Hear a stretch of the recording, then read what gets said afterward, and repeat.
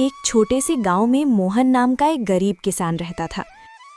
वो दिन रात खेतों में मेहनत करता, लेकिन फिर भी मुश्किल से अपने घर का खर्च चला पाता था। सुबह होते ही वो हल लेकर खेत में लग जाता, पसीने और चिंता के साथ अपनी जिंदगी को जैसे तैसे आगे बढ़ाता रहता। मोहन की पत्नी सरला एक सीधी साधी और समझदार महिला थी, जो हर हाल में घर संभालती थी।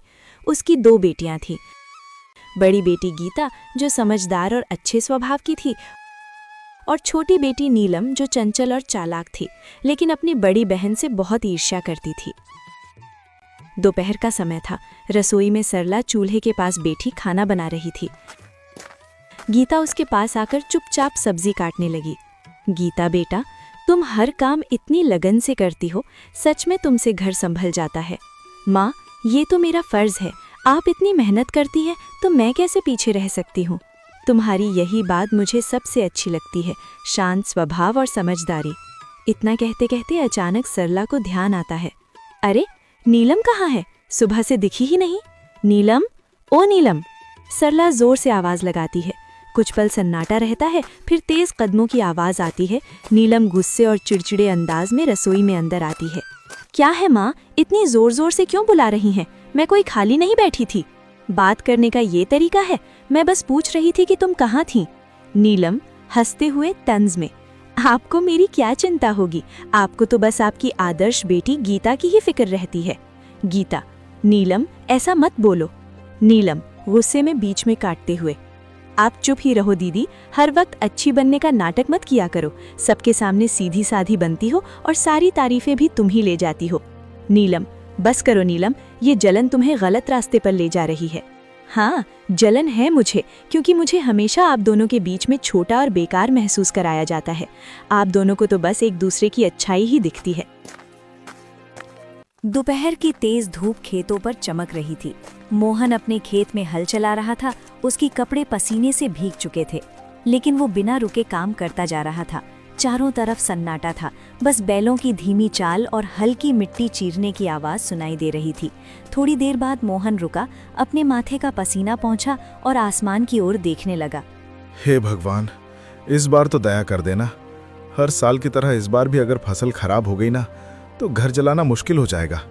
बच्चों की जिम्मेदारी है, घर का खर्च है, कब तक यूं ही जैसे तैसे चलता रहेगा। वो गहरी सांस लेकर फिर आसमान की ओर देखता है। बस भगवान, इस बार कोई मुसीबत मत आने देना। बारिश समय पर हो जाए, फसल अच्छी हो जाए, ताकि मेरे बच्चों को थोड़ा अच्छा जीवन दे सकूं। इतना कहकर वो फिर से काम करने लगता है। तभी दूर से कोई आवाज लगाता है, अरे मोहन! मोहन मुड़कर देखता है। उसका दोस्त रामलाल उसकी तरफ आ रहा होता है। क्या बात है भाई, आज तो बड़े सोच में डूबे हुए लग रहे हो। क्या बताऊं रामलाल, किसान की जिंदगी ही ऐसी है। मेहनत तो पूरी करते हैं, लेकिन सब कुछ ऊपर वाले के हाथ में होता है। बिल्कुल सही कहा तुमने। इस बार तो मौसम भी कुछ ठीक नहीं लग रहा, कभी ज्यादा धूप, कभी अचानक बादल। हाँ, बस यही डर लगा रहता है। अगर समय पर बारिश नहीं हुई तो सारी मेहनत बेकार चली जाएगी। लेकिन मेहनत करने वालों का साथ भगवान जरूर देता है। देखना, इस बार सब अच्छा होगा। थोड़ा माहौल हल्का होता है, फिर रामलाल मुस्कुराते हुए पूछता है, अच्छा छोड़ो ये सब, बताओ घर पे सब कैसे हैं? भाभी जी और तुम्हारी दोनों बेटियां कैसी हैं? सब ठीक हैं। सरला तो हमेशा की तरह घर संभाल रही है, और मेरी बड़ी बेटी गीता, वो तो बहुत समझदार हो गई है। घर के हर काम में हाथ बटाती है, कभी शिकायत नहीं करती। अरे वाह, ये तो बहुत अच्छी बात है। आजकल ऐसी लड़कियां कहाँ मिलती हैं। हाँ, लेकिन छोटी वाली नीलम, उसका स्वभाव थोड़ा अलग है, चंचल है और कभी कभी गुस्सा भी जल्दी आ जाता है। समझाने की कोशिश करता हूं, लेकिन उम्र भी तो ऐसी है। कोई बात नहीं मोहन, धीरे धीरे सब समझ आ जाता है। बच्चे हैं, समय के साथ सीख जाते हैं। बस यही उम्मीद है कि दोनों बेटियां सही रास्ते पर चलें और खुश रहें। बाकी भगवान की मर्जी। दोनों कुछ पल के लिए खेत की तरफ देखते हैं, फसल, मिट्टी और अपने संघर्ष भरे जीवन को। चलो भाई, हिम्मत मत हारना, सब ठीक होगा। हाँ, उम्मीद तो उसी से है।